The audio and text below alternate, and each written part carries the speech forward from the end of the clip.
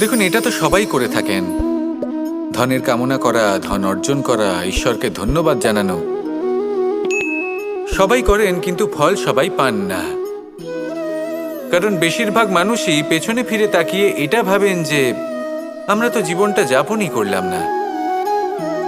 এই জীবনে সবকিছু আছে, সম্পত্তি আছে, স্বাচ্ছন্দ্য আছে, সাফল্য আছে, শুধু সুখ আর শান্তি নেই। এবার এরকমটা কেন হয়? এর পেছনে কারণটা কি? কারণ হলো এটাই যে জীবনে বাঁচার যে বিধি আপনি নির্বাচন করেছেন তা কিছুটা অনুচিত।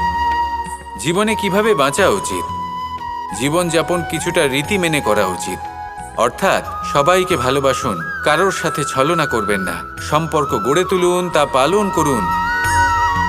যদি ধন অর্জন করতে চান তাহলে নীতি মেনে করুন, ভেবেচিন্তে পরিকল্পনা করে। আবার বলবো, কারোর সাথে কোনো ছলনা নয়, কোনো অনুচিত কর্ম করবেন না ধন অর্জন করার জন্য। আর যদি ঈশ্বরকে ধন্যবাদ জানাতে চান তাহলে প্রীতি দ্বারা করুন। আর যে ব্যক্তি রীতি, নীতি আর প্রীতি এই তিনটি ভাব বুঝে উঠতে পারে এবং তা আত্মসাৎ করে নিতে পারে, তার অতীত, ভবিষ্যৎ এবং বর্তমানকাল সবকিছু সংযত হয়। আপনি কিভাবে জীবনযাপন করতে চান, কিভাবে ধন অর্জন করতে চান, ঈশ্বরকে ধন্যবাদ জানাতে চান, নির্বাচন আপনার। আসুন আমার সাথে ভালোবেসে বলুন, রাধা রাধা।